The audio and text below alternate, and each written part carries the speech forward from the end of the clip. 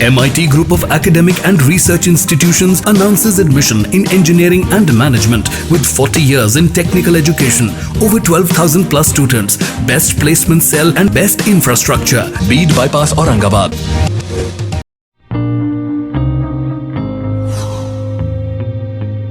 Hi, I'm Ekta Dubey. This is Ashutosh Shukla. I'm Makarand Dehibate. I'm a final year student in Electronics and Telecommunication Department from Maharashtra Institute of Technology. We at MIT have been instrumental in organizing various national and international level technological workshops in our campus. Recently, we concluded a national level machine learning workshop in association with Google Crowdsource in our campus. This event was completely handled and organized by the students of MIT. This event gave me a great experience in nurturing my management and organizational skills, and these would be the skills I'll be taking out with me when I'll be graduated from this college. Not only theoretical knowledge, but MIT has been providing opportunities for industrial visits such as Sterlite, Infosys, Videocon and Samsung etc. companies. We have facilities such as free Wi-Fi and digital lab. You can browse anywhere in the corner of MIT your notes as well as the points you want to browse. In digital lab, you can make notes as well as you can surf anything you want, and it's a restriction free. You have well-class computers over there, advanced technology over there. The main golden egg of BTech is implant training, by which I have got placed in the same company I was working. So it's a great opportunity for you to come here in MIT and have a charm of MIT. I'm Saurabh Arne. My name is Shubham Mundale. My name is Ankit Vivek Chobe. I am Pooja Dhage. I am Meeta Verma. My name is Vaibhavi Deshpande and I am a final year student of Electronics and Telecommunication. Apart from my own curriculum, we at MIT had 30 to 40% syllabus from computer and technology subjects like Java, Python, Linux, Unix, Big Data, which are very essential for getting jobs in IT. And also we have an opportunity which is known as open curriculum subjects, in which we have different subjects of different branches. I have an opportunity to elect one subject from other branch, which is very helpful for our students to learn apart from our own subject. Also, there are no boundaries at MIT for learning, and one more example is the audit courses. You have plenty of opportunities, like we have subjects of civil which are smart cities projects and Japanese language. So that is the biggest unique thing I have observed in my college, and I am very much thankful for MIT for giving such opportunities. When I started my journey, I was introvert, but MIT has arranged various programs with the help of which now I am a different person. And during 2018 and 19, MIT has arranged various campus recruitment drive with the help of which I grabbed the opportunity and got placed in MNC called Atlas Copco Private Limited, Pune, with a good package. Let's choose a right career by enrolling in one of the leading institute in India. Thank you, MIT. Since I am from another city, I am staying in a hostel. 4 years in a hostel has changed my life. The atmosphere at the hostel was a blend of diversity. The most important part I learned from a hostel is how to become a self-independent person. At the end of 4th year, it almost felt like I had made a new family for lifelong. I am interested in different cultures. In our MIT, we have different peoples from various countries and states. Over the years, I have learned about different cultures and developed acceptance towards diversity and learned about various things. I must say, in MIT, we celebrate education and a new way of life. I love playing cricket. MIT has helped me to nurture my hobbies of playing cricket. Various events was conducted by MIT for sports lovers.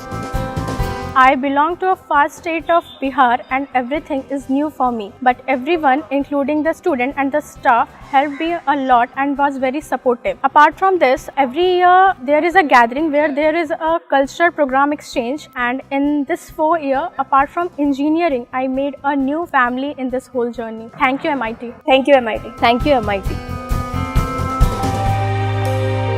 Come, explore and understand MIT Aurangabad.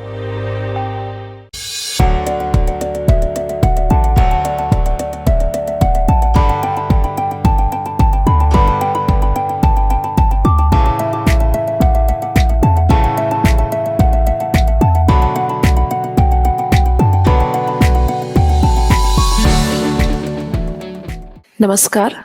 Maharashtra institute of technology Aurangabad की ओर से आगामी प्रतियोगी परीक्षाएं NEET, JEE, MST, CET आदि के लिए विद्यार्थी किस तरह तैयार रहें, इस विषय पर आयोजित वेबिनार में आप सभी प्रतिभागियों एवं अभिभावकों का स्वागत है। वर्तमान परिस्थिति के मद्देनजर जहां व्यक्तिगत रूप से तैयारी के लिए क्लासेस कर पाना संभव नहीं है, हालांकि ऑनलाइन क्लासेस से कई स्टूडेंट्स तैयारी कर पा रहे हैं, लेकिन फिर भी यह तरीका सभी तक नहीं पहुंच पा रहा है। इस सभी के चलते स्टूडेंट्स जो कि इंजीनियरिंग एवं मेडिकल कॉम्पिटिटिव एग्जाम्स में पार्टिसिपेट करना चाहते हैं, उन्हें गाइड करने के लिए MIT औरंगाबाद के internal quality assurance cell IQAC और electronics and telecommunication engineering department द्वारा किए गए इस प्रयास से हमारा यह लक्ष्य है कि जो स्टूडेंट्स कॉम्पिटिटिव एग्जामिनेशंस में हिस्सा लेना चाहते हैं, वे वर्तमान परिस्थिति में उचित मार्गदर्शन द्वारा अच्छे से अच्छा प्रदर्शन कर सकें एवं फेस टू फेस क्लासेस या ऑनलाइन क्लासेस के अभाव में भी उच्चतर परिणाम दे सकें।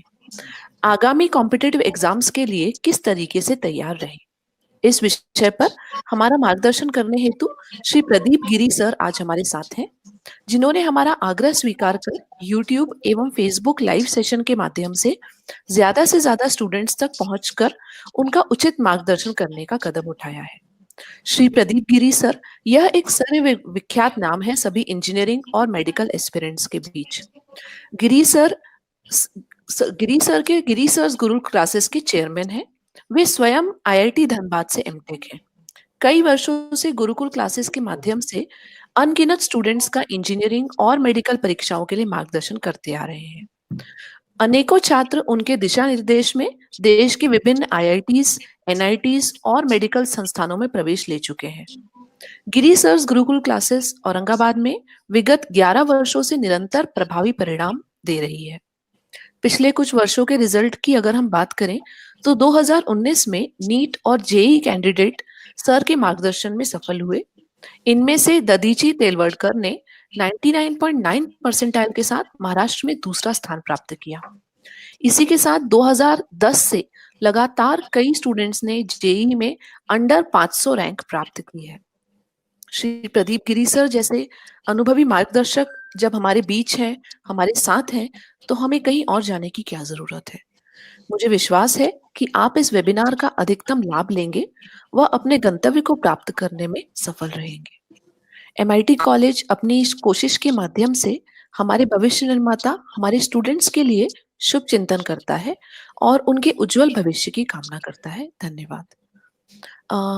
वेबिनार के दौरान आप कमेंट्स में अपने नाम के साथ अपने सवाल लिख सकते हैं, जिनका की आंसर हम एंड में क्वेश्चन आंसर सेशन के दौरान देंगे।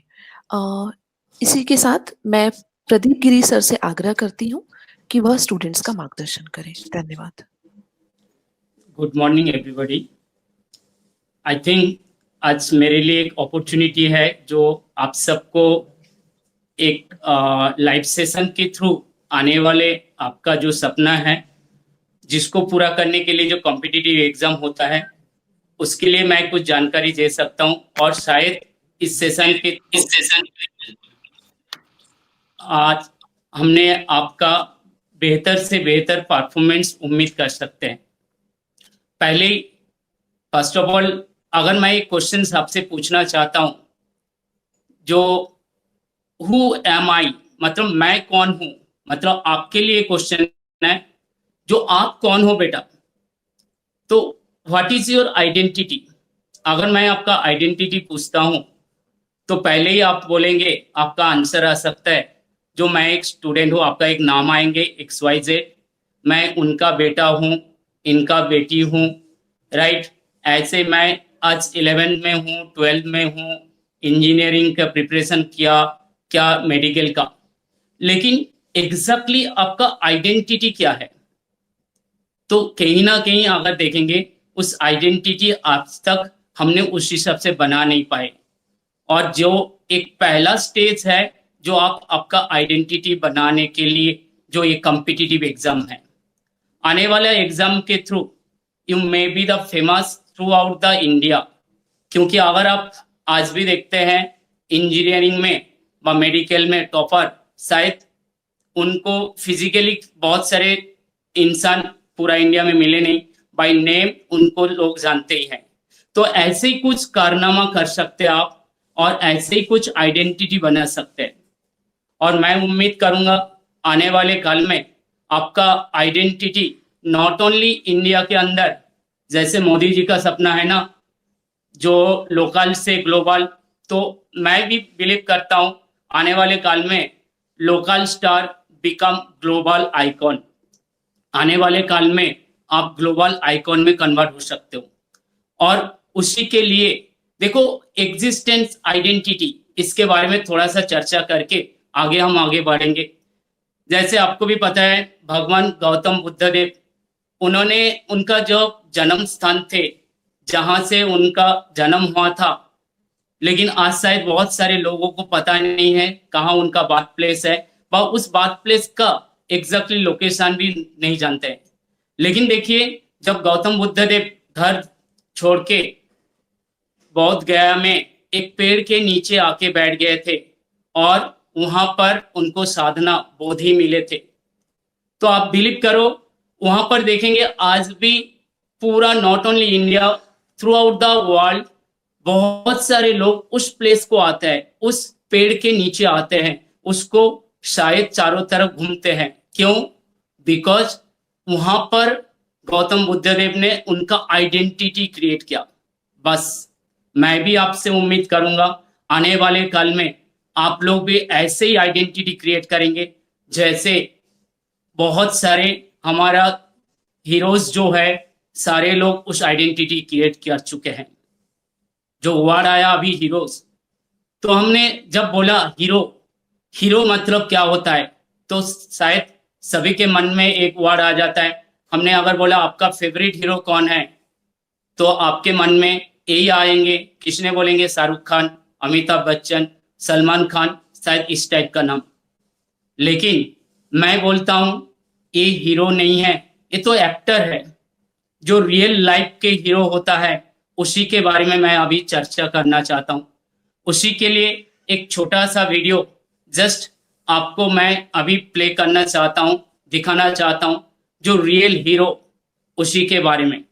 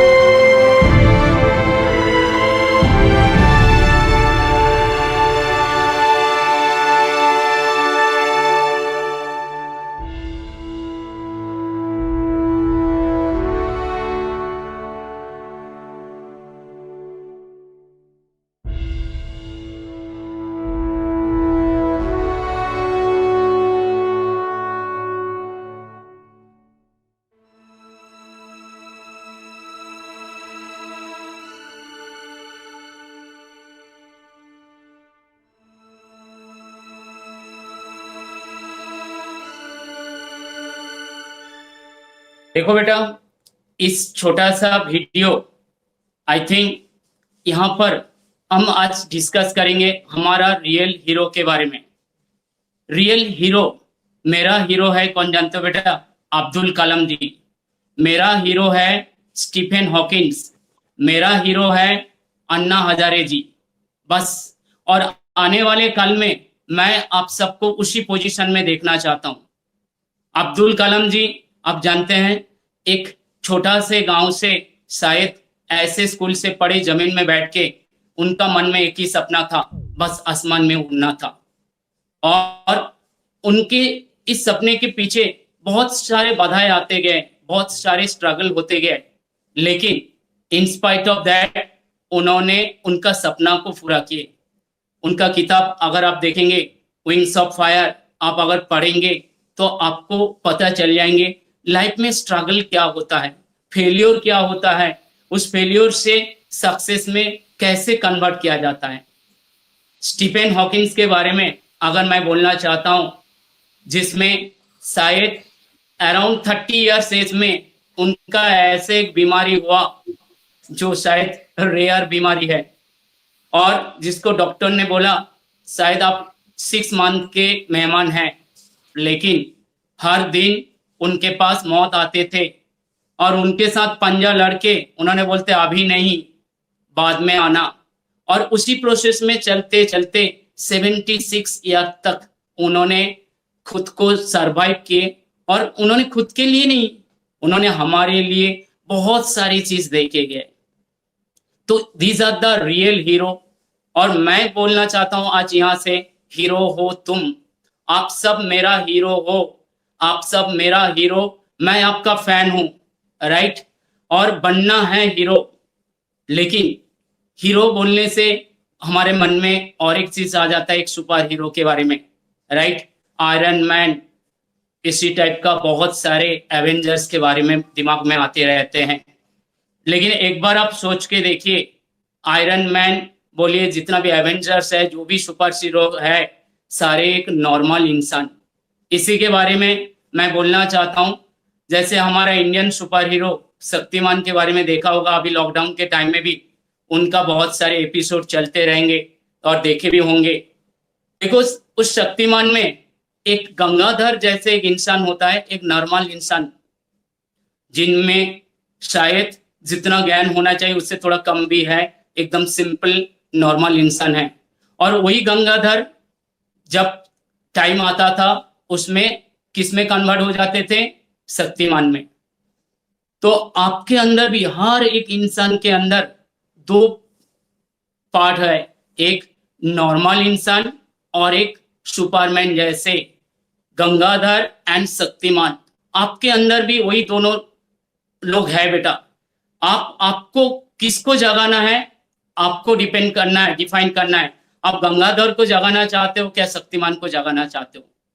जगाओ बेटा शक्तिमान को और कर लो दुनिया मुट्ठी को। और आज ये टाइम आ चुका है जहां पर आपके अंदर को इस हीरो को जगाओ, जो हीरो हारते नहीं है, हीरो डरते नहीं है और हारेंगे भी नहीं कभी भी। हर मोड़ में उनके एक ही है, जीत। और वो जीतते हैं खुद के लिए नहीं बेटा, दूसरे के लिए जीतते हैं, दूसरे की खुशी के लिए। बस आज भी मैं चाहता हूं, आज जो कॉम्पिटिटिव एग्जाम है ये आप खुद के लिए नहीं जीत रहे हो बेटा, आज आप जीतना चाहते हो आपके पेरेंट्स के लिए। उनका सपना को पूरा करना आज आपका जिम्मेदारी है। आज उसी सपना को आपको पूरा करना है। आज जीत रहे हो आपके उस सारे टीचर्स के लिए जो आपका नर्सरी केजी से लेके शायद 11-12 तक प्रिपरेशन कराया, स्कूल में, कॉलेज में, हर जगह में। आज आप जितना है उस आपका फैन के लिए जो शायद आपके पड़ोसी, आपके रिलेटिव, जो आपके लिए एक उम्मीद के नजर से बैठे हुए हैं, जो आने वाले काल में आप बेहतर से बेहतर एक इंजीनियर, डॉक्टर और कुछ बनोगे, एक बेहतर इंसान बनोगे। तो इस टाइप का प्रोसेस में आपको जाना है। तो मैं आज यहां पर बोलना चाहता हूं, राइट, तू झुकना नहीं, रुकना नहीं, कर शपथ, अग्निपथ, अग्निपथ। बस ये अग्निपथ है। कोई भी सिचुएशन हमें क्या नहीं कर सकते हैं, रोक नहीं सकते हैं।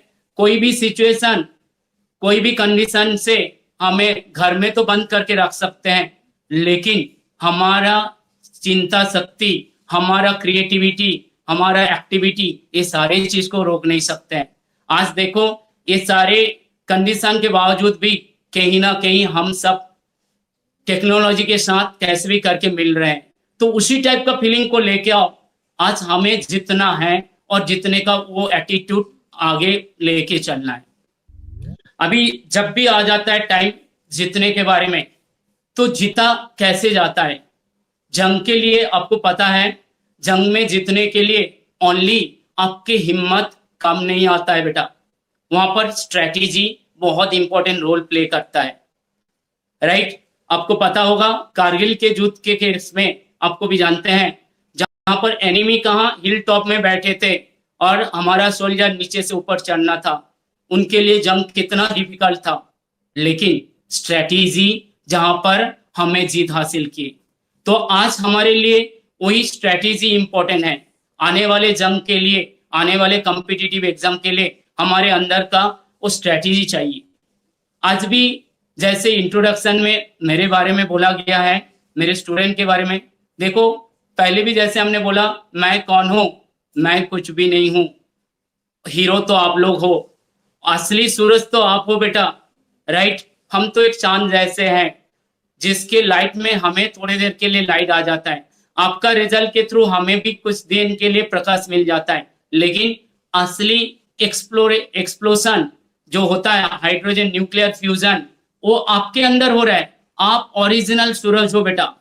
तो उसी ओरिजिनल सूरज से जो अंधेरा होता है उसको ढक नहीं सकते हैं, सामयिक कुछ ग्रहण लगा सकते हैं, लेकिन सूरज चमकते रहते हैं। जैसे रात हो जाता है इसका मतलब ये नहीं जो सूरज थक गया रुक गया, हाँ सूरज तो वो आग निकलते रहते हैं। तो आपको भी उसी सूरज बनना है और वही आग निकालना है। तो उसी टाइप का आग निकालने के लिए आपका आज भी बोलना चाहता हूं, जो भी रिजल्ट होता है, आज जो भी हमने रिजल्ट क्रिएट किया बेटा, सारे के लिए एक ही है, सबसे इंपॉर्टेंट है एक सिस्टम, एक टेक्निक, एक शेड्यूलिंग। तो पहले तो आज हम आपको शेड्यूलिंग के बारे में बोलना चाहता हूं। आपका डेली शेड्यूल एंड आने वाला 2 मंथ का 2.5 महीने का शेड्यूलिंग, उसके ऊपर आपको काम करना चाहिए। पहला काम हो जाता है आपका डेली शेड्यूल। डेली शेड्यूल को अगर आप कंसिडर करेंगे तो बहुत सारे बच्चे का आपका हैबिट हो सकता है लेट नाइट पढ़ना, और कुछ बच्चे हो सकते हैं अर्ली मॉर्निंग में भी जागते हैं। तो मेरा रिक्वेस्ट रहेंगे बेटा, देखो इंसान का बॉडी एक क्लॉक है, घड़ी है, उसको जैसे बनाओगे ऐसे ही बनता है। आज अगर आपने रात को लेट नाइट पढ़ते हो और सुबह 7 बजे आपको रिपोर्टिंग होता है एग्जाम सेंटर में, आपका उठने का हैबिट अगर 7 बजे 8 बजे है, तो आप सोचो एग्जाम में आप कितने अच्छे परफॉर्मेंस दे सकते हैं। आपको अगर दोपहर में सोने का आदत है तो आईआईटी का सेकेंड पेपर व जेईई मेंस के पेपर आपका सेकेंड हब में है, तो नींद तो आपको आना ही है। तो उस जगह में एक बार आप फील करके देखो, इंसान का हैबिट, ये साइंटिफिकली प्रूवन है, 21 डेज अगर किसी भी चीज को कंटिन्यूअसली किया जाता है तो हैबिट में कन्वर्ट हो जाता है। बस आज आपके पास टाइम है बेटा, अच्छा हैबिट हमें होना है। जैसे बचपन में स्कूल में आपको पढ़ाया जाता था early to bed early to rise makes a person healthy and wise. बड़े होते होते ये सारे चीज वेस्टर्न कल्चर के अंदर जाके छुप गया, शायद वहां पर ऐसे हो गया लेट नाइट, नाइट लाइफ, ऐसे बहुत सारे चीज। नहीं बेटा, हमारा संस्कार हमारा कल्चर को भूलना नहीं है।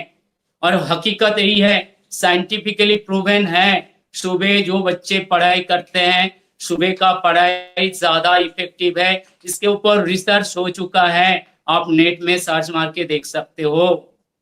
बस तो मैं चाहता हूं, क्या आपने किया क्या नहीं किया आई डोंट नो, मैं नहीं बोलूंगा आपको कंप्लीट चेंज करने के लिए, नहीं। आज आपको कोशिश करो बेटा, जो टेक्निक जो शेड्यूलिंग मैं बोल रहा हूं उसको फॉलो करने का, इसका इफेक्ट बिल्कुल होने वाला है।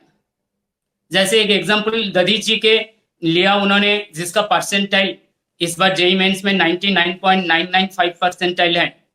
आपको पता है बेटा, उसको अगर बोर्ड में परसेंटेज 10 बोर्ड में कितना था, 87%। तो बहुत सारे बच्चे पेरेंट्स भी सोच सकते हैं 87% तो बहुत अच्छे नहीं है, फिर भी कैसे किया। उसमें क्रिएशन उनका है, हमारा कुछ भी नहीं, उन्होंने खुद को क्रिएट किया। आज भी मैं बोलना चाहता हूं, आपको भी बोल रहा हूं, बेटा सेल्फ डिपेंडेंट बनो, किसी के ऊपर डिपेंडेंसी हटा दो, ना टीचर के ऊपर डिपेंडेंसी, ना किताब के ऊपर डिपेंडेंसी, बनो खुद के ऊपर डिपेंडेंसी। बस जैसे अब्दुल कलाम जी ने किए थे बेटा, जैसे स्टीफन हॉकिंस ने किए थे, अन्ना हजारे जी ने किए थे, जिसके कारण पूरा इंडिया उनके पीछे झूमने लग गए थे बेटा। तो बस इसीलिए टाइम शेड्यूल में पहले मैं तो उम्मीद करूंगा बेटा लेट नाइट नहीं, अभी 24 आवर्स में से 6 आवर आपके लिए नींद होना चाहिए, राइट। और मैक्सिमम से मैक्सिमम 7, लेकिन मैं तो रेकमेंड नहीं करूंगा बेटा। और 18 घंटा related to study, related to study. क्यों? देखो जैसे एक रिले रेस होता है, आपको पता है बेटा, रिले रेस में जैसे 400 मीटर रिले रेस है, जहां पर क्या होता है, जहां पर जो भी टीम का सबसे बेस्ट रनर होता है उसको लास्ट लैप में रखा जाता है। लास्ट लैप में क्यों रखा जाता है? क्योंकि जो पिछले 3 लैप में कोई भी रनर अगर प्रॉपरली कहीं ना कहीं उनके मिस्टेक हो चुका है, कुछ भी हुआ, तो लास्ट लैप में आके जो बेस्ट रनर है उसको भरपाई कर सकते हैं। तो आज आपके लिए लास्ट लैप है, ये 2 मंथ्स का लैप, 2-2.5 महीने का एक लैप है बेटा। नीट के एग्जाम के लिए 2 मंथ्स और IIT एडवांस के लिए देखेंगे 2.5 से 3 मंथ्स। इस लैब को आप कंसिडर करो बेटा। इसमें थ्रस्ट लगाना है, पिछले क्या गलती हुआ है क्या नहीं हुआ उसको भूल जाओ, सोचो मत मेरा ये प्रिपरेशन नहीं हुआ, मेरा ये कमी है। कमी तो सबको है। आज भी हमने अराउंड 20 इयर्स पढ़ा रहे बेटा, लेकिन मेरे को ही केमिस्ट्री पूरा नहीं आता है, राइट? तो आपको कैसे आ जाएंगे सारी चीज? किसी को भी, जो भी टॉपर होता है एग्जाम में जाते हैं उस दिन भी उसको फील होता है कुछ तो कमी है, कुछ तो कमी है। ये हकीकत है। जैसे मैथ्स में प्रोबेबिलिटी कभी 0 और 100 नहीं होता है ना बेटा, तो बस कमी तो सब में रहेंगे ही। बस उस कमी को मत देखो बेटा, उस अच्छाई को देखो, आपके अंदर का अच्छाई को, उस अच्छाई को जगाओ जो आने वाले काल में आपके लिए एक बेहतर सुनहरा सपना बना के बैठे हुए हैं बेटा। तो कहीं ना कहीं पहला काम जो है, आपको उस लास्ट लैप आ चुका है उसमें मेहनत करना है बेटा। आज 18 घंटा पढ़ने का टाइम है। एक हाई जंप पर, एक लॉन्ग जंप पर जब आते हैं, दौड़ के आते हैं और मैक्सिमम थ्रस्ट लगा के लास्ट में वो कूदते हैं। जितना थ्रस्ट, इसमें से फिजिक्स का क्वेश्चन भी आप बना सकते हो बेटा, कितना डिस्टेंस ट्रैवल करेंगे व कितना हाइट ट्रैवल करेंगे वो डिपेंड कर रहा है उसका थ्रस्ट कितना है। तो आज आपको वही थ्रस्ट देना है, तो आप कहां तक ट्रैवल करोगे? यहां से अगर औरंगाबाद से बॉम्बे, पुणे, क्या और कहीं पर, वो डिपेंड कर रहे हैं आपके ऊपर। तो लगाओ वो थ्रस्ट। उस थ्रस्ट के लिए आपका आज 18 घंटा टाइम है बेटा। बस डेली 18 आवर का शेड्यूल ये आपको बनाना है बेटा। तो आपको बोलते हैं, आप बोलेंगे सर हम मुझे खाना खाना है, बाकी एक्टिविटी सारी चीज हमने माना नहीं किया, खाना तो खाना है, जिंदा रहना है तो बाकी एक्टिविटी होना है, लेकिन पढ़ना माना है ऐसे नहीं है ना। आप खाने के टाइम में क्या आपका ब्रेन बंद हो जाता है? बिल्कुल नहीं। आपके अगर नहा रहे हो, बाकी कुछ एक्टिविटी कर रहे हो, कुछ एक्टिविटी, तो आपका ब्रेन बंद होता है? नहीं, कुछ ना कुछ आप सोचते हो बेटा। बस अभी वो कुछ ना कुछ सोचने की जगह में सोचो physics chemistry math, physics chemistry bio, बस उसका सोच लेके आओ। ये 3 भगवान है आपके लिए। जैसे बोलते हैं ना, प्यार करे जो साई से, साई उसको प्यार करे जो फिजिक्स केमिस्ट्री मैथ से और फिजिक्स केमिस्ट्री बायो से, फिजिक्स केमिस्ट्री मैथ और फिजिक्स केमिस्ट्री बायो उसको भी प्यार करेंगे। बिल्कुल ये हकीकत है। तो उसी हिसाब से आपको आज 18 घंटा 24 आवर्स आपको उसी दिशा में जाना चाहिए। एक साधना है बेटा। बस जैसे गौतम बुद्ध देव ने आके साधना किए थे, एक पेड़ के नीचे बैठ गए थे, 1 महीना तक खाना नहीं खाया, पानी नहीं पिए, सब कुछ। क्यों? क्योंकि उन्होंने ये फील करना चाहते थे जब सच में गर्मी होता है, जब सच में भूख लगते हैं तो तड़प कैसे है, उसका फीलिंग को वो कैसे कंट्रोल कर सकते हैं। बस बेटा आज टाइम आ चुका है उस साधना का थ्रू आपको एक बेहतर फ्यूचर बनाना है बेटा। तो उस साधना के लिए आज 24 घंटा आपको, जैसे रात को इवन सोएंगे भी तो रात को आपके सपने में फिजिक्स केमिस्ट्री मैथ और बायो आना चाहिए। आपको पता है बेंजीन का स्ट्रक्चर, राइट, जिसको केकुले स्ट्रक्चर बोलते हैं। केकुल के सपने में उन्होंने बेंजीन के बारे में रिसर्च करते गया तो उनके सपने में आया था जो एक सांप, बहुत सारे सांप एक दूसरे के पूंछ को खा रहे हैं, और वहां से उन्होंने बेंजीन स्ट्रक्चर स्टार्ट किया। तो आप सोचो बेटा, आपके सपने भी आएंगे और ये हकीकत है। और जिस दिन आपके सपने में पढ़ाई आएंगे तब देखोगे आप सही रास्ते में चल रहे हो, और उसी लेवल का प्रिपरेशन आपको करना है। अभी 18 घंटे में शेड्यूलिंग में मुझे क्या क्या करना है, उसके लिए पहला पार्ट तो आपको अभी से ही अर्ली मॉर्निंग जागना है। मैं तो उम्मीद करूंगा बेटा सुबह 4 बजे जागो, ब्रह्म मुहूर्त है, उसी से सब कुछ अच्छा ही होता है बेटा। क्या अच्छा होता है नहीं होता है पता नहीं है, लेकिन आज भी मैं बोलना चाहता हूँ बेटा, सुबह एनवायरनमेंट बहुत अच्छा रहता है, oxygenated air, density of air maximum होता है।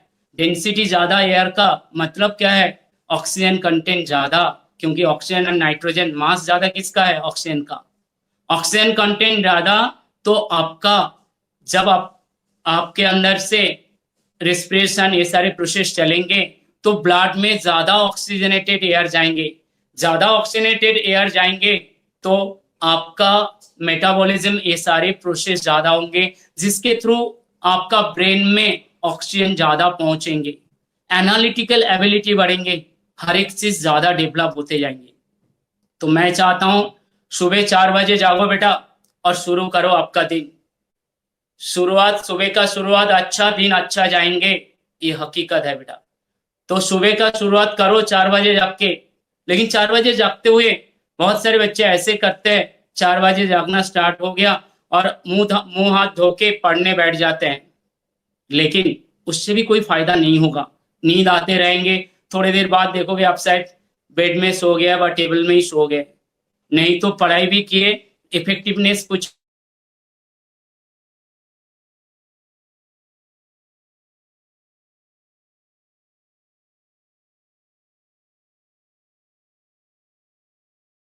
जिस स्टेज में है उसी स्टेज में रहना चाहते हैं, रेजिस्ट टू चेंज, बस ये नॉर्मल इनर्शिया है। आज जो हमने बोलना है, बहुत सारे बच्चे के मन में वो भी रेजिस्ट टू चेंज, वो उसके अंदर का चेंज को चेंज नहीं करना चाहते हैं, वो भी रेजिस्ट करना चाहते हैं, वो इनर्शिया है, राइट। उसी इनर्शिया को अगर हमने चेंज करना है, क्योंकि जब अपने कार में बैठते हैं अचानक कार स्टार्ट हो गया तो आप पीछे की तरफ जाते हैं, लेकिन उसी टाइम में कार जब अचानक ब्रेक लगाते आप पीछे की तरफ, आगे की तरफ मूव करते हैं, क्योंकि जो आप मोशन में थे मोशन में रहना चाहते हैं, पहले स्टैटिक थे तो स्टैटिक रहना चाहते हैं। तो अगर आपने 6 घंटा सो रहे हो तो उस टाइम में आपका क्या होना है? सोचो बेटा, आपके ब्रेन, आपका माइंड, आपका बॉडी उस इनर्शिया में है। उठ के आप मुंह हाथ धो के पढ़ने भी बैठ जाओगे बेटा तो उससे बहुत ज्यादा कोई फायदा नहीं होगा। तो पहले एक्टिविटी करो, उठने के बाद आपका जो डेली एक्टिविटी, ब्रश, ये सारे 15-20 मिनट उसके पीछे लगाओ बेटा, और हो सके तो मॉर्निंग में नहा सकते तो बहुत अच्छी बात है। फिर थोड़ा सा वॉकिंग करो बेटा, वॉकिंग 10-15 मिनट आपके रूम के अंदर, टेरेस के अंदर, टेरेस में, रूम में, लॉन में, कहीं पर भी, छोटा सा जगह, उसमें कोई फर्क नहीं गिरता। जस्ट वॉकिंग करो एंड रिकॉलिंग करो, दोनों चीज। जब आप वॉकिंग कर रहे हैं तो आपके अंदर क्या डेवलप हो रहा है? आपका बॉडी का हर पार्ट एनर्जेटिक हो रहा है, क्योंकि वहां ब्लड सर्कुलेशन ज्यादा बढ़ते जा रहे हैं, वो एक्टिव हो रहा है, जो इनर्शिया था उससे वो बाहर आ रहे हैं। फिर जब आपने क्या कर रहे हो, बोलो, वॉकिंग करते करते recalling, this is the most important part. जैसे कुछ बच्चे बोलते हैं, सर मैं पढ़ाई तो करता हूं लेकिन मुझे याद नहीं रहता है, राइट। कुछ बच्चे बोलते हैं शायद मेरा आईक्यू थोड़ा सा शायद कम है, मेरा इंटेलिजेंस कम है, मैं इसीलिए शायद पीछे हूं। बिल्कुल गलत बेटा, ये सारे वर्ड आप गलत सोच रहे हो। जस्ट आपने क्या कर रहे हो, आपका कमियां को एक्सपोज करके खुद का डर को मतलब छुपाने की कोशिश करो बेटा। आज भी बोल रहा हूं, इंटेलिजेंस बनाया जाता है, आईक्यू शायद थोड़ा बहुत फर्क हो सकता है, लेकिन इंटेलिजेंस बनाया जाता है। अगर आपको मान लीजिए मेमोरी कम है, बोलो आपका कोई भी गाना याद है क्या? नहीं, राइट। कुछ ना कुछ गाना, इवन कहीं पर आपने घूमने गए थे, उसका सारे सिनारी आपको याद है क्या? नहीं। तो ये सारे याद कैसे है? अगर आपका इंटेलिजेंस नहीं है, आपका मेमोरी नहीं है, तो वो भी याद नहीं होना चाहिए ना, वो कैसे याद है? तो आपको तो गजनी जैसे बनना चाहिए था ना, शॉर्ट टाइम मेमोरी लॉस। तो बस कुछ देर के लिए आपको आना है, बाद में सब कुछ भूल जाना है। भूलना है तो सब कुछ भूलेंगे, गाना भी भूलेंगे, मैं कौन हूं सब कुछ भूल जाओगे, लेकिन ऐसा तो नहीं होता है। कुछ पार्टिकुलर चीज आप भूल जाते हो, बाकी चीज याद रखता है। जानते हो क्यों? क्योंकि बाकी जो चीज है उसको आप जाने अनजाने में रिकॉल करते हो। जैसे गाना आपको पसंद है तो वो गाना को आप क्या करते हो, गुनगुनाते हो, बाथरूम में गुनगुनाते हो, नहीं तो जब खुश हो जाते हो गुनगुनाते हो, दुखी होते हो तो गुनगुनाते हो, और नहीं तो दूर कहीं पर वो गाना बज रहे हैं तो उसके साथ आप लिप देते हो बेटा। तो ये है revision, this is the simple technique of study. और उसी स्टडी से आज अगर देखेंगे उसी प्रोसेस को आपको आज एडॉप्ट करना है बेटा। जैसे आपको पता है हमारे पास चतुर्वेद है, 4 वेद है, राइट। ये 4 वेद को पहले उसको और एक नाम श्रुति बोला जाता है। क्यों? इसको सुन सुन के लर्न किया गया, जेनरेशन आफ्टर जेनरेशन इसको सुनते हुए आगे बढ़ाया गया बेटा। तो आप सोच के देखो कैसे ये जेनरेशन आफ्टर जेनरेशन बढ़ते गया। वहां पर तो कोई लिखने का सामान नहीं था, कुछ भी नहीं, बस this is the simple technique, recalling, revision. कोई जब साधु आते थे, मान्य उनका गुरुदेव आते थे, और गुरुदेव जब उसमें आने के बाद वहां पर उन्होंने बोलते थे सारे चीज, तो वहां पर क्या हो जाता था, गुरुदेव बोलने के बाद स्टूडेंट जो शिष्य होते थे वो सारे चीज सुनते थे, और सुनने के बाद उसी कोई खाना बनाने के टाइम में, बाकी एक्टिविटी के टाइम में वो सारे चीज क्या करते थे, उसी को ही रिकॉल करते थे श्लोक को, और उसी प्रोसेस में कंटिन्यू होता था। आज इसी प्रोसेस को आपको आगे बढ़ाना है बेटा, तो रिकॉल करना स्टार्ट करो बेटा। सुबह 4 बजे उठ के half an hour daily activity, walking and recalling. ये प्रोसेस होने के बाद नेक्स्ट आप 4:30 बजे से गर्म दूध लेके पढ़ने बैठो बेटा। पढ़ने के बैठे हो 4:30 से लेके 7:30, 4:30 से 7:30 एट ए स्ट्रेच 3 घंटे। 7:30 से फिर आप क्या करो, ब्रेकफास्ट करो, और इसी प्रोसेस को कंटिन्यू करते रहो बेटा। जब आप 3 घंटा पढ़ाई करेंगे, आपको मैंने बोला जैसे 3 घंटा, आप बोलेंगे सर क्यों 3 घंटा, आधा घंटे में हम उठ जाएंगे, 1 घंटा पढ़ के फिर चले जाएंगे, ऐसे हम कर सकते हैं? नहीं बेटा, ये 3 घंटे का भी इंपॉर्टेंट है, क्योंकि आपको जानते हो बेटा जो एग्जाम होता है ये 3 आवर्स का होता है बेटा। तो अगर आप 3 घंटे घर में बैठ के एक जगह में बैठ नहीं सकते हो, तो एग्जाम में 3 घंटे कैसे बैठ सकते हो? आप सोचो बेटा, आपको भी मन करेगा उठ जाऊं, आधा घंटा 1 घंटे के बाद बस बाथरूम जाऊं, पानी पी के आ जाऊं, इसी टाइप का। अगर ये प्रोसेस चलते रहेंगे कंसंट्रेशन टूटते जाएंगे। तो बस जब भी पढ़ाई करो एट ए स्टेज में मिनिमम 3 घंटा, इस हिसाब से आप डेली स्टार्ट करो बेटा, और इस प्रोसेस को कंटिन्यू करते रहो। और इस प्रोसेस को 3 घंटे में स्ट्रेच में बीच में ब्रेक देते देते लंच, ब्रेकफास्ट, लंच, डिनर, शाम को थोड़ा बहुत आधा 1 घंटे खेलो, उसमें भी कोई दिक्कत नहीं। अब अगर खेलो, लेकिन खेलने के टाइम में भी गेम ऐसा नहीं हुआ मोबाइल में गेम, आपका प्ले स्टेशन के रिलेटेड गेम, लैपटॉप का गेम, ये सारे नहीं। बैठ के घर में अभी है तो चेस खेलो, मम्मी पापा के साथ बैठ के कुछ भी गेम खेलो बेटा, छोटे ब्रदर सिस्टर, बड़े भाई बहन के साथ बैठ के खेलो, लेकिन उस टाइप का गेम नहीं है। अभी खेलने के बाद उस टाइम में भी आपका दिमाग में फिजिक्स, केमिस्ट्री, मैथ और बायो चलना चाहिए, और इस प्रोसेस को कंटिन्यू करो बेटा। और 18 घंटा कहीं ना कहीं अल्टीमेटली आपको 18 घंटा सीजन लगाना है बेटा। और उस प्रोसेस में जितना आगे आप बढ़ोगे तभी जाके सक्सेस आपको मिल सकता है। तो सक्सेस मिलने के लिए हमने जैसे बोला इस शेड्यूल को फॉलो करो बेटा। अभी इस शेड्यूल में पढ़ाई कैसे होना चाहिए, पढ़ाई के बारे में मैं इतना ही बोलना चाहता हूं। जैसे डेली 3 आवर्स का एक टेस्ट होना ही है। और देखो आप लकी हो बेटा, जो आज गांव में भी है, कहीं पर भी है, तो हर बच्चे के लिए हमारा गवर्नमेंट, हमारा जो एग्जाम एजेंसी है NTA, वो आप सबके लिए सोचते हैं बेटा। उल्टा शहर के बच्चे के लिए उतना नहीं सोचते हैं, आप सबके लिए ज्यादा सोचते हैं। तो इसीलिए उन्होंने देखो एक ऐप लॉन्च किए जहां पर आपका डेली टेस्ट है, एवरी डे आप एक टेस्ट दे सकते हो बेटा। और मैं चाहता हूं बेटा हर बच्चे उस डेली टेस्ट को अवेल करो। और मैं चाहता हूं 2 से लेके 5 ये 3 घंटा दो। उसके पीछे भी रीजन है बेटा, क्योंकि 2 से लेके 5 बोल सकते हो सर मेरा सुबह का सेशन मिल सकता है, बिल्कुल, लेकिन एडवांस पे जब जाओगे 2 से 5 होता है और नीट का भी 2 से 5 सेशन होता है, राइट। तो इसीलिए 2 से लेके 5 बजे तक वो सेशन करो, जहां पर आपको 3 घंटे का एक टेस्ट एवरी डे दो बेटा। और ये टेस्ट देना बहुत इंपॉर्टेंट है, लेकिन टेस्ट देने के बाद काम खत्म नहीं हुआ, टेस्ट देने के बाद असली काम शुरू होता है बेटा, क्योंकि टेस्ट देने के बाद आपके पास अभी आ जाता है analysis, test analysis. Test analysis करना स्टार्ट करो बेटा। उनका देखेंगे प्रॉपर सॉल्यूशन दिया है, आपको एक रजिस्टर बनाना है बेटा, फिजिक्स का एक, केमिस्ट्री का एक, मैथ्स का एक, जिसमें से हर पेज में एक एक चैप्टर का नाम लिखो। केमिस्ट्री में mole concept, stoichiometry, next 2 page छोड़ के एटॉमिक स्ट्रक्चर, ऐसे करो बेटा।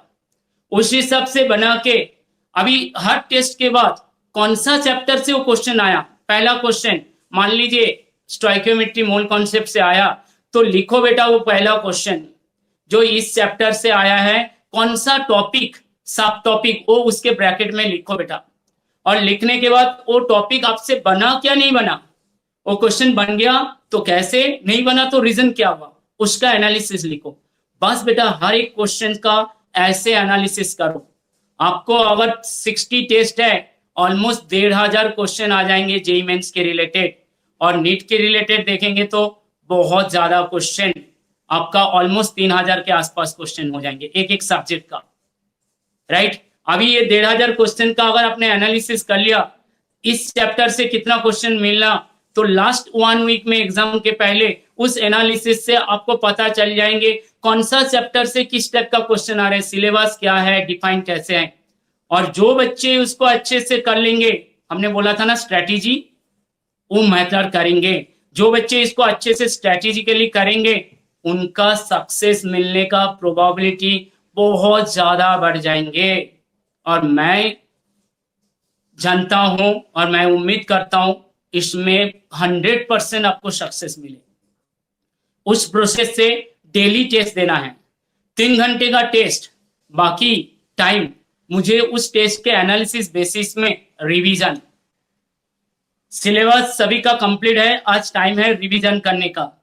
अभी रिवीजन, कभी कभी बच्चों को लगता है अभी तो मेरे पास 60 दिन है, मेरे पास 30 चैप्टर है, एक एक चैप्टर को 2-2 दिन लगाऊंगा और 60 दिन रिवीजन कर लूंगा, बहुत अच्छा हो जाएंगे। बिल्कुल गलत सोच है बेटा, क्योंकि अगर आप सोचो एक चैप्टर अपने 2 दिन में भी पढ़े, अच्छे से हो गया, बहुत अच्छे से हो गया, 60 दिन के बाद वो चैप्टर आपके दिमाग में है ही नहीं, तो आपको करना क्या है, एवरी डे एक से ज्यादा चैप्टर अच्छे से करना है। आपको टारगेट होना चाहिए 10 to 12 डेज के अंदर पूरा फिजिक्स, पूरा केमिस्ट्री, पूरा बायो और पूरा मैथ्स जो भी आपका है उसको रिवीजन करना चाहिए। मंथ में 3 बार, 2 मंथ में 6 बार रिवीजन प्लानिंग होना चाहिए। आप बोलेंगे सर इतना फास्ट रिवीजन करेंगे तो मुझे कुछ भी नहीं आएंगे, बिल्कुल गलत है। पहला रिवीजन में आपको 50% आएंगे, नेक्स्ट रिवीजन में आप 10 दिन के बाद देखोगे भूलोगे नहीं, नेक्स्ट रिवीजन में 50 इज कन्वर्ट टू 55%। बस ऐसे करते जाओ, देखोगे फाइनल रिवीजन तक आपको 90+% में आप आ चुके हैं। आपके अंदर वो कॉन्फिडेंस बढ़ते जाएगा हर रिवीजन के बाद। नहीं तो बस वो जगलर होता है ना बेटा, जगलर कभी भी 2 बॉल 3 बॉल एक ही साथ जगलिंग करते हैं, ऐसा नहीं पहले 2 बॉल ले लिया जगलिंग किया, फिर तीसरा बॉल के साथ 1 बॉल को नीचे रख दिया, फिर जगलिंग किया, फिर उसको चौथा को रख दिया जगलिंग किया, उससे कभी भी वो 3 बॉल का जगलिंग नहीं कर सकते बेटा। 3 बॉल का जगलिंग करना है, 3 बॉल को एट ए टाइम लेना है। 4 बॉल का जगलिंग करना है, 4 बॉल को एट ए टाइम लेना है। तो अगर आपको बॉल ये सब्जेक्ट के साथ जगलिंग करना है, पूरे सब्जेक्ट को एट ए टाइम लेना पड़ेगा, तभी जाके हो सकता है। तो यही है मेथड, यही है सिंपल टेक्निक, और उसी टेक्निक से आपको आगे बढ़ना है बेटा। और मुझे लगता है आज के टाइम का कमी के कारण बहुत सारे चीज, बहुत मैटर जो मुझे बोलना था शायद आज बोल नहीं सकते हैं, लेकिन ऐसे ही छोटे छोटे चीज आपको आज से करना स्टार्ट करना है बेटा। और आप अगर इस टाइप का प्रोसेस करोगे, मुझे लगता है आपका स्कोर में चेंज आएंगे ही 100%। 2 मंथ्स में देखो रैंक 1 बनोगे, क्या रैंक बनोगे किसी को पता नहीं, जैसे भगवत गीता में श्री कृष्ण भगवान बोल के गया है अर्जुन को, बस कर्म करते जाना है, तुम कौन हो, सारी चीज तो मैं करके रखा हूं, बस आप जस्ट एक मीडिएटर हो, मैं भी एक मीडिएटर जैसे हूं बेटा, बस जो भी रिजल्ट होने वाला है वो सारी चीज प्री डिटरमाइंड हो चुका है। आज आप एक अच्छा एक्टर बन जाओ बेटा, अच्छा एक्टिंग करो तो देखोगे क्लैपिंग मिलेंगे। हम सब एक एक्टर जैसे है, जिंदगी के रंगमंच में जस्ट एक्टिंग कर रहे हैं, और जो जितना अच्छा एक्टिंग उसका उतना सक्सेस, क्लैपिंग मतलब सक्सेस। बस बेटा आप अच्छे एक्टिंग करो बेटा, आप सब्जेक्ट के साथ अच्छे एक्टिंग करो, उसको ग्रिप में लो और देखोगे सक्सेस आपको मिलना ही है। सक्सेस आपका कदम चूमने वाला है बेटा, आपको सक्सेस खुद को लेके आना है। चलो बेटा, और ज्यादा कुछ नहीं है, लास्ट में जस्ट सम अप करना चाहता हूं अगेन बोल के, हमारे लिए अभी 18 घंटा पढ़ना है, 6 घंटा नींद, जिस 6 घंटे में भी सपने में सब्जेक्ट आना चाहिए, इस टाइप का इन्वॉल्वमेंट होना चाहिए। सुबह जागना है 4 बजे, रिकॉल प्रोसेस ज्यादा होना चाहिए, दिन में ज्यादातर टाइम आप रिकॉल करो, खाना खा रहे हो, फिर जो रिकॉल नहीं हो रहा है उसको देख लो, क्योंकि आप एग्जाम में जाओगे ना, आपके साथ कोई किताब जा सकते हैं, कोई टीचर जा सकते हैं, कुछ भी नहीं, जो भी जाएंगे आपका ब्रेन में क्या है वही चीज जाने वाला है, तो उसी को लेके आपको वहां पर एग्जाम तक पहुंचना है बेटा। बस आप शुरू करो उस दिशा में, और रिवीजन प्रोसेस और डेली टेस्ट, ये सारे टेस्ट के बाद analysis, this are the most important part. और लास्ट में बोलूंगा सेल्फ डिपेंडेंट, खुद के ऊपर भरोसा रखो बेटा, सेल्फ डिपेंडेंट, राइट।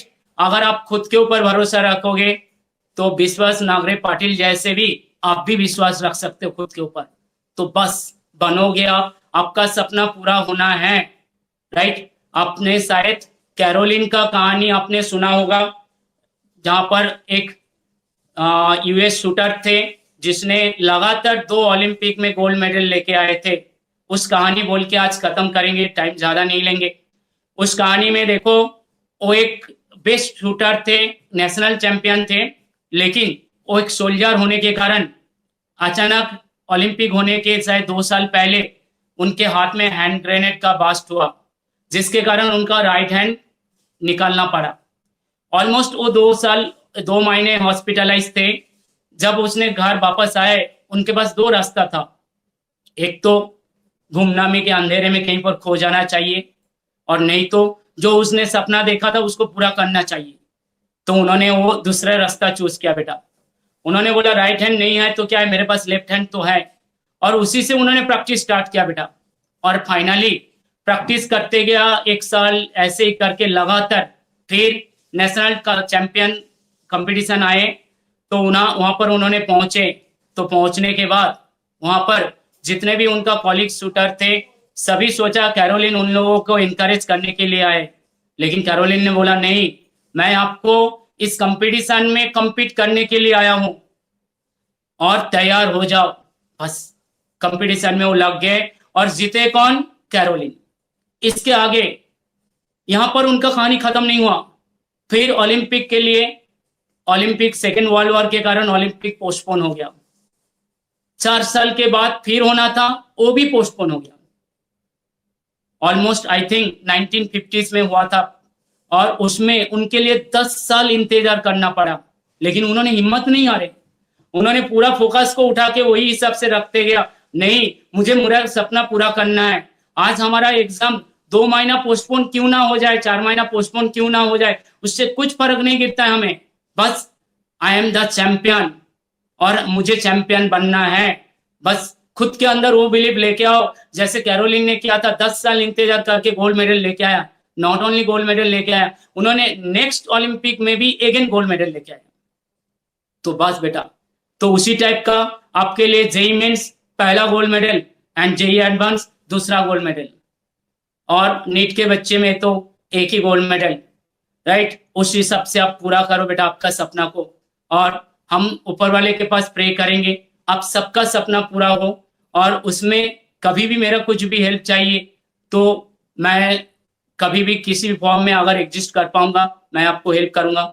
और आज MIT कॉलेज, उनके प्रिंसिपल, हर एक स्टाफ सभी को मैं धन्यवाद करना चाहता हूं जो मेरे लिए एक ऐसे अपॉर्चुनिटी उन्होंने आज एक प्लेटफॉर्म उन्होंने प्रोड्यूस किया दिया जिसमें आपके साथ मैंने इंटरेक्ट कर पाया।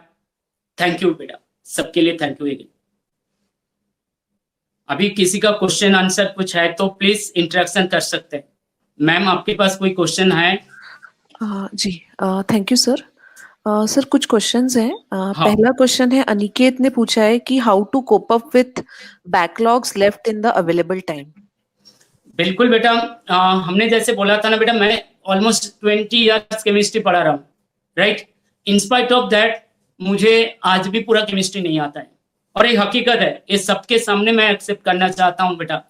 और कोई अगर बोलते हैं कोई जो मुझे सब कुछ आता है वो सबसे बड़ा झूठा है बेटा। तो बैकलॉग तो रहेंगे ही, इसके लिए नहीं। आप मैंने बोला ना, आपको क्या नहीं आता है वो मत सोचो बेटा, क्या आता है उसके ऊपर फोकस करो।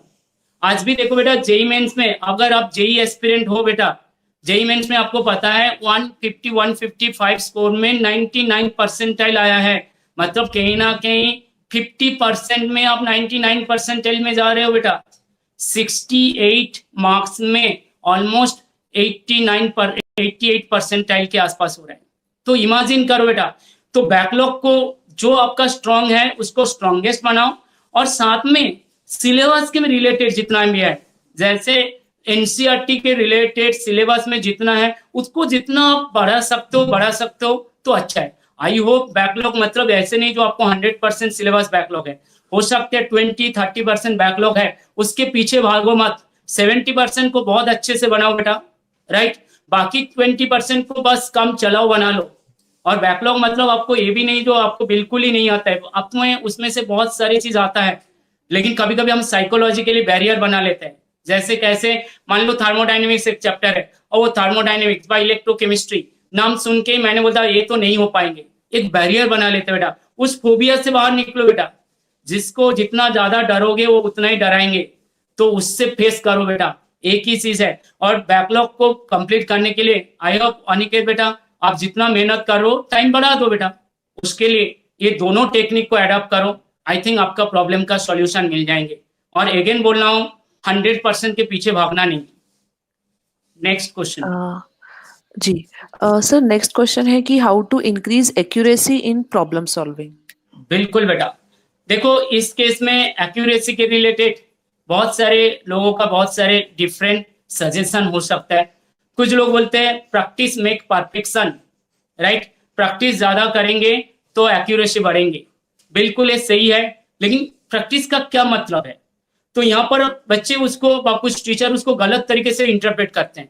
प्रैक्टिस का मतलब क्या हो जाता है, उन्होंने बोलते हैं ज्यादा से ज्यादा क्वेश्चन सॉल्व करते रहो बेटा और उससे क्या हो जाएगा, आपका एक्यूरेसी बन जाएंगे। बिल्कुल गलत है बेटा। आज 2 साल तक आपने कोई क्वेश्चन सॉल्व नहीं किया क्या? बहुत सारे क्वेश्चन सॉल्व किए।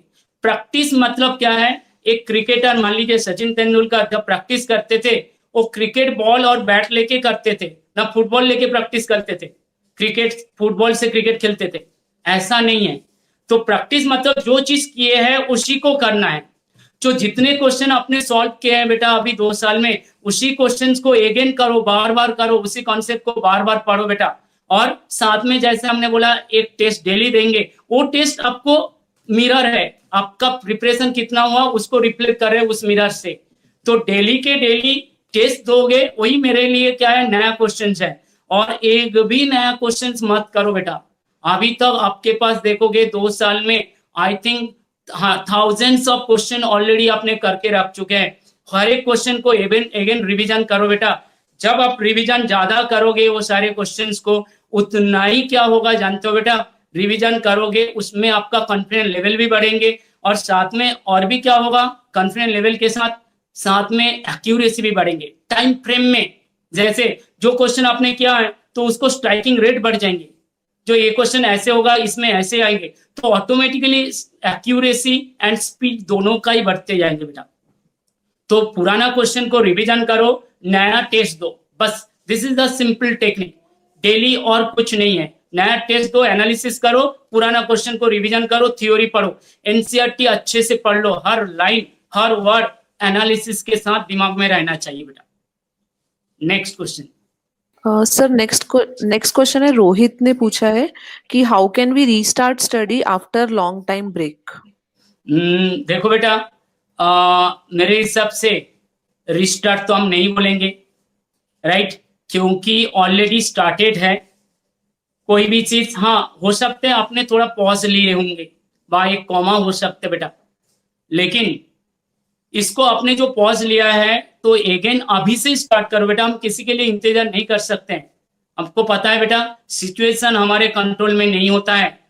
मैं कभी भी सिचुएशन को बदल नहीं सकता हूं, लेकिन अकॉर्डिंग टू सिचुएशन मैं खुद को अडॉप्ट कर सकता हूं। तो चेंज करो, अडॉप्ट करो बेटा, खुद के अंदर का मोटिवेशन लेवल को बढ़ाओ। और लॉकडाउन कब हटेगा क्या होगा उसके लिए इंतजार मत करो बेटा। अभी से ही जो हमने प्रोसेस बोला, जिस टेक्निक बोला, उस प्रोसेस और टेक्निक को अडॉप्ट करते रहो, उस हिसाब से करो। इसके लिए एक छोटा सा एग्जांपल लेंगे। जैसे आपको कैमेलियन पता है, गिरगिट, कैमेलियन और गिरगिट जो है डायनासोर से पहले से ही धरती में एग्जिस्ट करते हैं, लेकिन डायनासोर आज एक्सटिंक्ट हो चुका है, कैमेलियन नहीं है। क्यों? एक छोटा सा एनिमल है, क्योंकि उनका एडेप्टिबिलिटी, वो अगर सूखे हुए पेड़ में होते हैं तो उसका ग्रे कलर ले लेते हैं, ग्रीन पेड़ में रहते हैं तो ग्रीन कलर हो जाता है, राइट। तो इससे उसको फायदा क्या होता है, जो उनको खाने वाले होते थे उनको नजर से वो छुप जाते थे। बस बेटा, हमें सिचुएशन के लिए इंतजार नहीं करना है, जो भी सिचुएशन है उसी के हिसाब से हमें चलना है। आज हमारे पास लॉकडाउन है, इसको एक अपॉर्चुनिटी मानो। पहले आप लॉकडाउन के बाद अगर आप किसी कोचिंग में जाते थे, किसी स्कूल में, कॉलेज में, कहीं पर भी, तो वो सारे जाना नहीं है। जो टाइम पास होता था वो टाइम को आज पढ़ाई में यूटिलाइज करो। और आप बोलेंगे नहीं सर क्या हो सकता है, टीचर से नहीं मिलेंगे, अगर टीचर नहीं बताएंगे तो हम कैसे कर सकते हैं। इसके बारे में भी बोलना चाहता हूँ। बोलो बेटा, न्यूटन को न्यूटन लॉज ने किसने सिखाया? आइंस्टाइन का इक्वेशन आइंस्टाइन को किसने सिखाया? राइट, उन्होंने खुद से सिखाया। चार्ल्स को किसने सिखाया? नहीं बेटा, बॉयल्स ने खुद ने सीखा है और वो देखे गया है। अगर किसी ने इंसान ने खुद को एनालिसिस करके जो देखे गया, मैं उसको पढ़ के क्यों नहीं समझ सकता हूं? क्योंकि मैं समझना चाहता ही नहीं हूं। बस उसी आपको बोलो, आज एंड्रॉयड मोबाइल कंप्यूटर इसको किसने सिखाया ऑपरेट करने के लिए? किसी ने नहीं सिखाया, लेकिन आप शायद आपके पेरेंट्स से बेहतर तरीके से इसको ऑपरेट कर सकते हैं। लेकिन आज पढ़ाई के नाम आता है तो आप पीछे हो जाते हैं बेटा। बस वही चीज आपको होना चाहिए। जैसे आपने ये सारी चीज खुद सीखे, इसको भी खुद के ऊपर बिलीव करके सीखो बेटा। मेरा आज का सेशन का एक ही है, सेल्फ डिपेंडेंसी। खुद के ऊपर डिपेंडेंसी बढ़ाओ बेटा। बस सेल्फ डिपेंडेंसी बढ़ा दो, सब कुछ पॉसिबल है। इम्पॉसिबल नहीं कुछ होता है। जैसे आपने मिशन इम्पॉसिबल देखा होगा, देखो एंड में पॉसिबल है। तो बस ऑल आर पॉसिबल, उसी के ऊपर बिलीव करो। Next question ma'am. Sir Mahesh ने पूछा है कि can you explain percentile in MST CET? देखो बेटा, ये परसेंटाइल का जो कॉन्सेप्ट है, किसी भी केसेस में जो उस कैटेगरी में जो एग्जाम हुआ उसमें जो टॉपर है, मान लीजिए 200 मार्क का पेपर है, उनको 190 मिला है टॉपर को, कोई भी है, तो उसको 100 परसेंटाइल कंसिडर किया जाता है, राइट। उसका मैथमेटिकल एक्सप्रेशन भी होता है बेटा। तो उसी को 100 अगर कंसिडर किया गया, उसके बाद मतलब वो 100 मतलब उसके ऊपर कोई भी नहीं है। एक छोटा मोटा लेमन तरीके से आप बोल सकते हो, अगर आपको 90 परसेंटाइल आया, एज्यूम करो, मतलब क्या है, अगर 100 बच्चे ने उस एग्जाम दिया है, उसमें से 10 बच्चे आपसे आगे है, 90 बच्चे आपसे पीछे, ऐसे टेंटेटिव एग्जाम नहीं होता है। लेकिन इस हिसाब से आप सोच सकते हो, जो 10 स्टूडेंट क्या है आपसे आगे है। अगर किसी को 99 परसेंटाइल है, मतलब एक बच्चे 100 में से आगे है। लेकिन अगर लाख बच्चे देते हैं तो उस हिसाब से आप कैलकुलेट कर सकते हो। लेकिन अगेन बोलना चाहता हूं, आप दीज आर द रिलेटिव फिनोमेनन्स।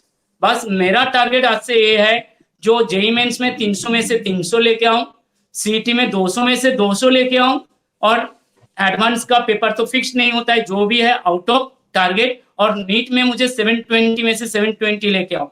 बस उस एटीट्यूड लेके चलो बेटा। जानते हो बेटा, टारगेट अगर ऊपर रखते हैं, थोड़ा सा नीचे भी आ जाते हैं, बेहतर होंगे। लेकिन पहले से ही टारगेट नीचे रखा, नीचे गिरोगे तो कहीं पर नहीं रहोगे बेटा। तो पहले से आज से टारगेट बनाओ। ये 2 महीने में मुझे बस आउट ऑफ चाहिए हर एग्जाम में, उसके लिए लड़ेंगे। नेक्स्ट।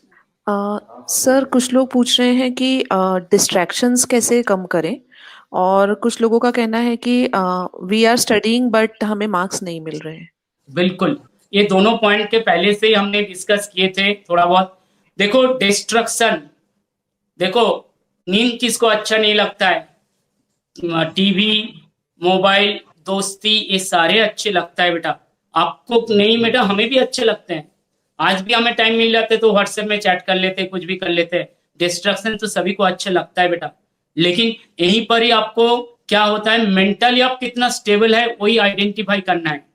बस आपका जो भी मिशन है, देखो आपको पता है जो सोल्जर होते हैं जब उन्होंने मिशन में जाते हैं, मिशन एंड करके वापस आने के बाद उनके पास बाकी जो भी एक्टिविटी होता है। तो आज से आपका एक ही मिशन है, बस mission IIT, mission MBBS, mission CET का best college, right, COP, VJTI, इस टाइप का। बस जब तक ये मिशन कंप्लीट नहीं होता है तब तक डिस्ट्रक्शन को आने नहीं दो। और इसको हटाने के और एक तरीका है, जैसे मान लीजिए आपको गेम से डिस्ट्रक्शन है, तो हम बोलते हैं ना, जैसे ना रहेंगे मोबाइल ना बजेगा रिंगटोन, बस बेटा। तो जिससे आपका डिस्ट्रक्शन है उसको दूर कर दो बेटा।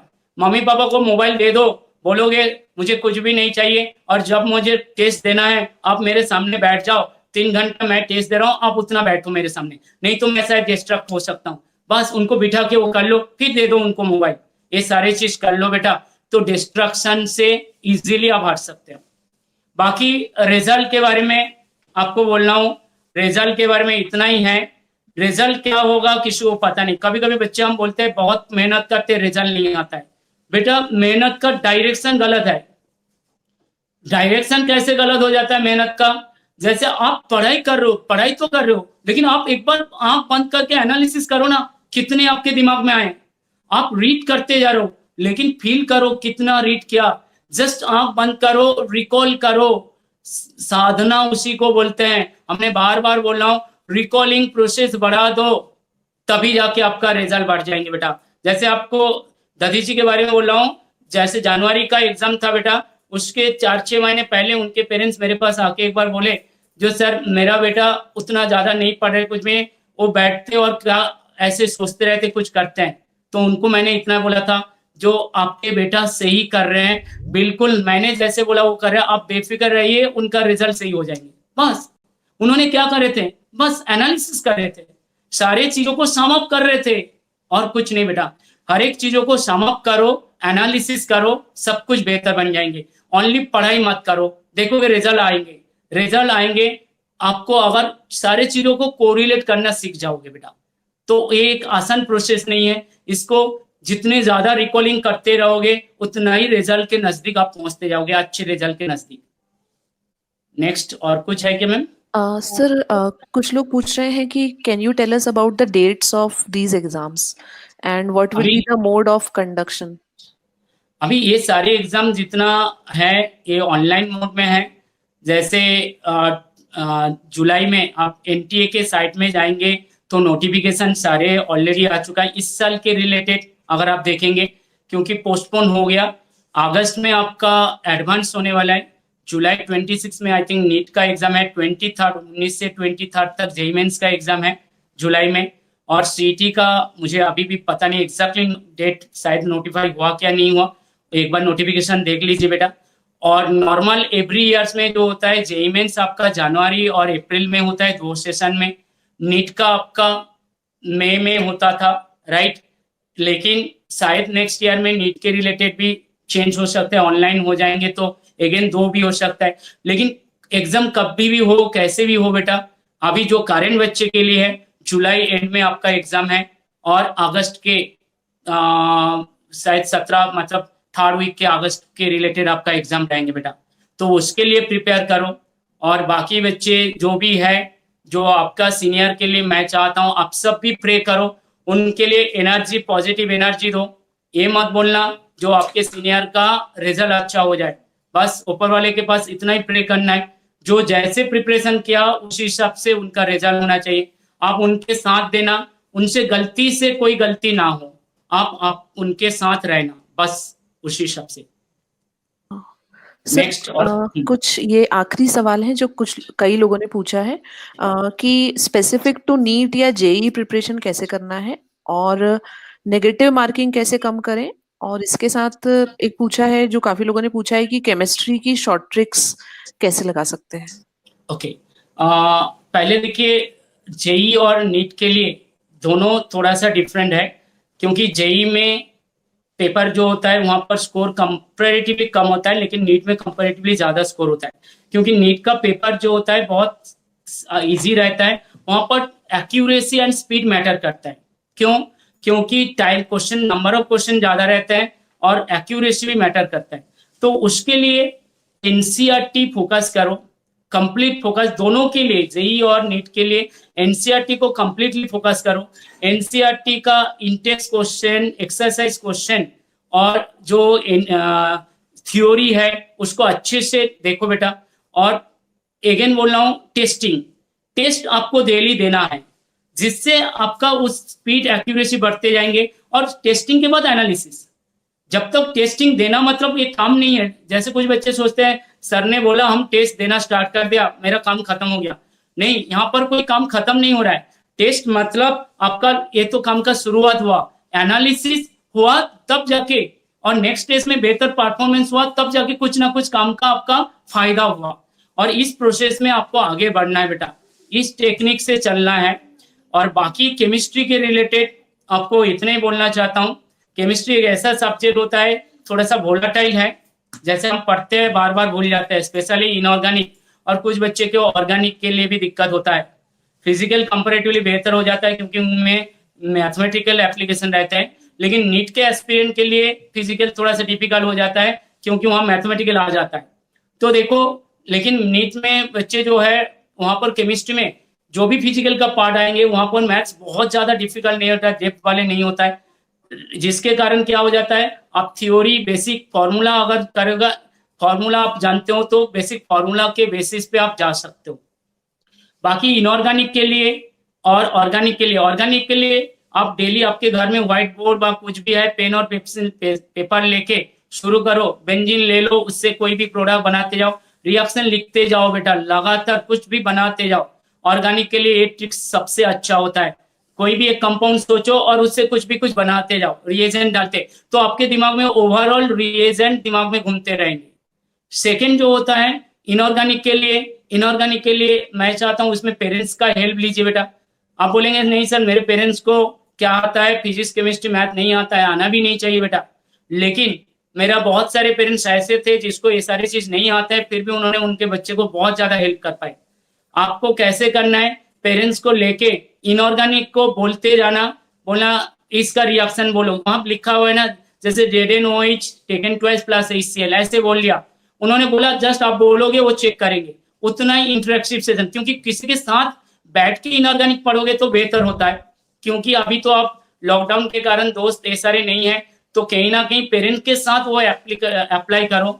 और ऑर्गेनिक और फिजिकल के लिए ज्यादा कुछ नहीं, फॉर्मूला लिस्ट बनाओ बेटा, फॉर्मूला लिस्ट, ऑर्गेनिक में रिएक्शन का लिस्ट बनाओ और उसको डेली बेसिस में पढ़ते रहो बेटा, उस हिसाब से हो जाएंगे। आई होप बेहतर से बेहतर परफॉर्मेंस हो सकते हैं केमिस्ट्री के रिलेटेड। और कुछ क्वेश्चन है मैम? सर कुछ लोग नेक्स्ट ईयर के लिए पूछ रहे हैं कि सिलेबस कम हो सकता है क्या? हाँ, नेक्स्ट ईयर का अभी एनटीए ने तो बोला है नेक्स्ट ईयर का सिलेबस कम होंगे, लेकिन उसका जब तक उनका सिलेबस अनाउंस नहीं होता है तब तक बोल नहीं सकते हैं, लेकिन कुछ ना कुछ सिलेबस कम है। लेकिन इसके लिए हम इंतजार नहीं करेंगे बेटा, मेरे पास एक्स्ट्रा नॉलेज हमारे लिए कोई हार्मफुल नहीं है, कम नॉलेज हार्मफुल है बेटा, तो हम प्रिपरेशन तो चालू रखेंगे और सारे चैप्टर अभी जितना भी जैसे कर रहे हो बेटा प्रिपरेशन चालू रखो बेटा नेक्स्ट सेशन के लिए। लेकिन अगर सिलेबस कम हो गया अच्छे हैं, नहीं भी हुआ मेरे लिए कोई दिक्कत नहीं, लेकिन कुछ कौन सा सिलेबस कम होगा हमें पता नहीं, और जो आपने छोड़ दिया शायद वही सिलेबस रहेंगे और जो आपने पढ़ लिया वो शायद नहीं रहेंगे, ऐसे भी हो सकता है ना बेटा। तो इसके लिए मत सोचो अभी, अब तो नेक्स्ट ईयर टाइम आपके पास है बेटा, अभी बस पढ़ाई को अच्छे से करो, जी जान लगा के करो बेटा।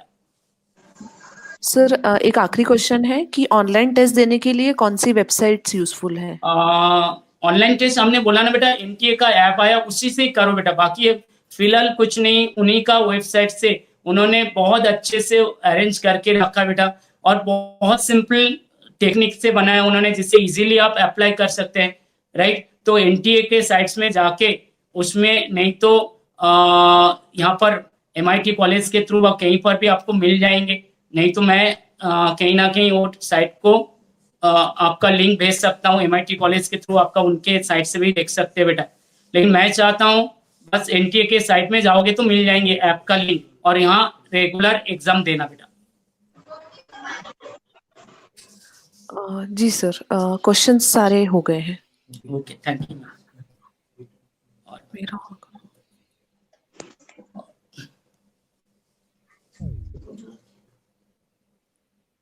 और कुछ? जी, इस प्लेटफॉर्म के माध्यम से मैं गिरी सर का सबसे पहले धन्यवाद करना चाहूँगी। जिस तरह का अभी सिचुएशन है उसमें उन्होंने जैसा मेंटल मोटिवेशन दिया है, ये स्टूडेंट्स के लिए ना केवल कॉम्पिटिटिव एग्जाम्स को फेस करने के लिए, बाकी आगे आने वाली लाइफ में भी बहुत यूजफुल है। तो सर के कहने के अनुसार अगर हम स्ट्रैटेजी पर भी ध्यान दें तो हमारा परफॉर्मेंस बहुत अच्छा हो सकता है। धन्यवाद सर। अभी मैं हमारे महाराष्ट्र इंस्टीट्यूट ऑफ टेक्नोलॉजी के प्रिंसिपल डॉक्टर संतोष भोसले सर से रिक्वेस्ट करूंगी कि वो इस सेशन का कंक्लूडिंग रिमार्क दें।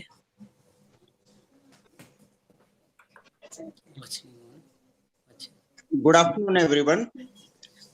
First of all, I would like to thank Giri sir on behalf of Maharashtra Institute of Technology for coming for this webinar with a short request and guiding all the aspirants of JEE, NEET and MST CET so nicely.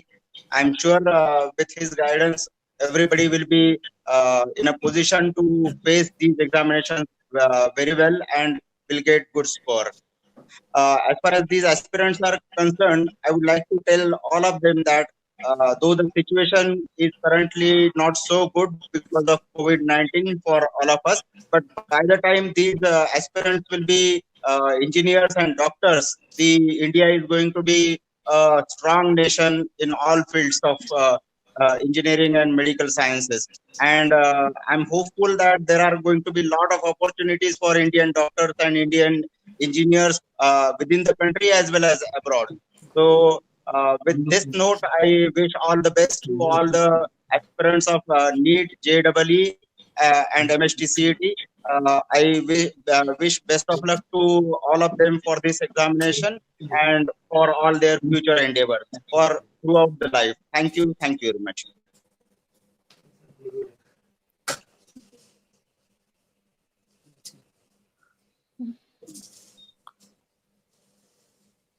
Thank you sir. Okay, thank you ma'am. मैं सभी participants का भी धन्यवाद देती हूँ। साथ ही मैं MIT management, principal doctor संतोष Bhosle sir, संपूर्ण ऑर्गेनाइजिंग टीम और हमारे स्पीकर गिरी सर का भी बहुत धन्यवाद देती हूँ। उनका मार्गदर्शन हमारे स्टूडेंट्स के लिए बहुत ज़्यादा हेल्पफुल रहेगा। Thank you all. आपका दिन शुभ हो।